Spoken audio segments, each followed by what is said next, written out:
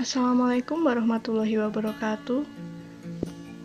Perkenalkan, nama saya Erlina Nurrohman, NIM 2018012069, kelas B, Program Studi Teknik Industri, Fakultas Teknik, Universitas Sarjana Wiyata Taman Siswa Yogyakarta. Video ini dibuat dalam rangka memenuhi tugas daring mata kuliah Ergonomi Lingkungan yang diampu oleh Ibu Emi Nurhayati, ST, Magister Engineering. Di sini saya akan mempresentasikan tentang temperatur dan pengendaliannya. Apa itu temperatur?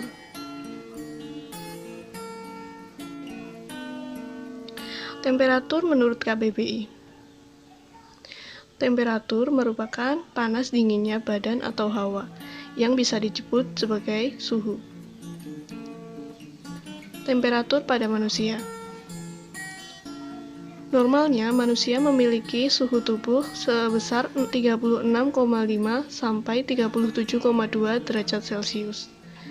Namun seiring aktivitas tubuh akan bertambah hingga 0,6 derajat Celcius dalam sehari. Temperatur badan dibagi menjadi dua. Yang pertama yaitu core temperatur, yang kedua yaitu cell temperatur.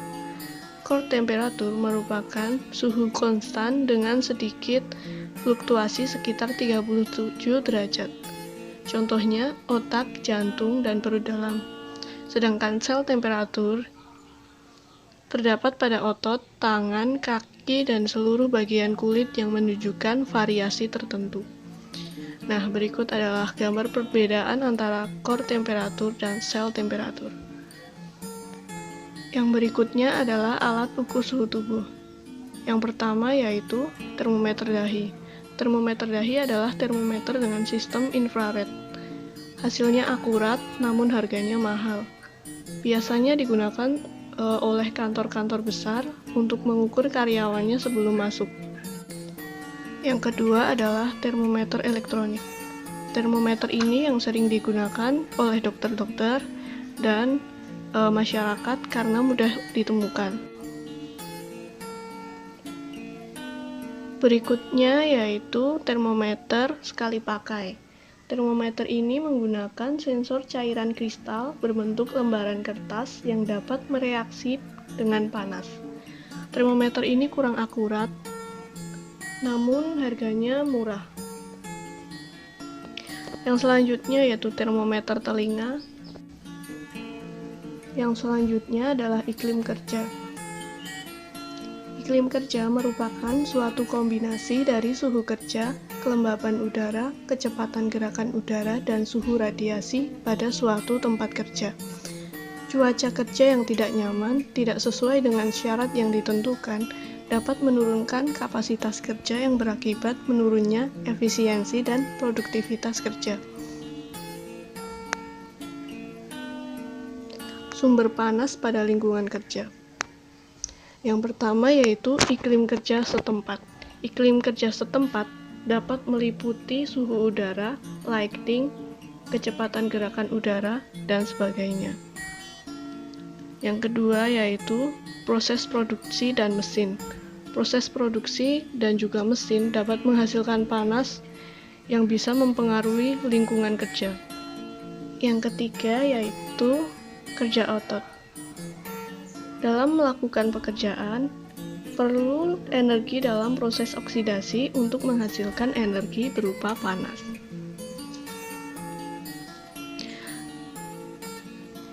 Selanjutnya yaitu pengaruh iklim kerja terhadap tenaga kerja.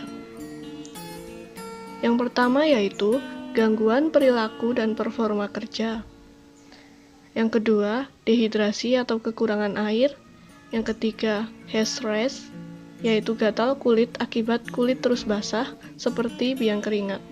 Yang keempat, heat cramps, yaitu kejang pada otot tubuh akibat keluarnya keringat yang menyebabkan hilangnya garam natrium dari tubuh. Yang kelima yaitu heat syncope, yaitu aliran darah ke otak tidak cukup karena sebagian besar aliran darah di bawah permukaan kulit dan perifer yang disebabkan pemaparan suhu tinggi. Yang keenam yaitu head exhaustion. Tubuh terlalu banyak kehilangan cairan dan garam dengan gejala mulut kering, sangat haus, lemah, dan sangat lelah. Lalu bagaimana pengendaliannya? Yang pertama, pengendalian teknik. Dengan mengurangi produksi panas metabolik pada tubuh. Yang kedua, otomatisasi dan mekanisasi beban tugas. Yang ketiga, mengurangi penyebaran panas radiasi dari permukaan benda-benda yang panas. Yang keempat, mengurangi bertambahnya panas, konveksi. Yang kelima, mengurangi kelembaban. Dan selanjutnya, pengendalian administratif. Yang pertama, periode aklimatisasi yang cukup sebelum melaksanakan beban kerja. Yang kedua, menyusun jadwal istirahat yang pendek, tetapi sering disertai rotasi tenaga kerja yang memadai. Yang ketiga, menyediakan ruangan ber-AC untuk memberikan efek pendinginan saat para pekerja sedang beristirahat. Yang keempat, persediaan air minum yang cukup. Sekian presentasi dari saya. Apabila ada salah, saya mohon maaf. Apabila ada saran dan kritik yang membangun, bisa komen di bawah ini. Terima kasih.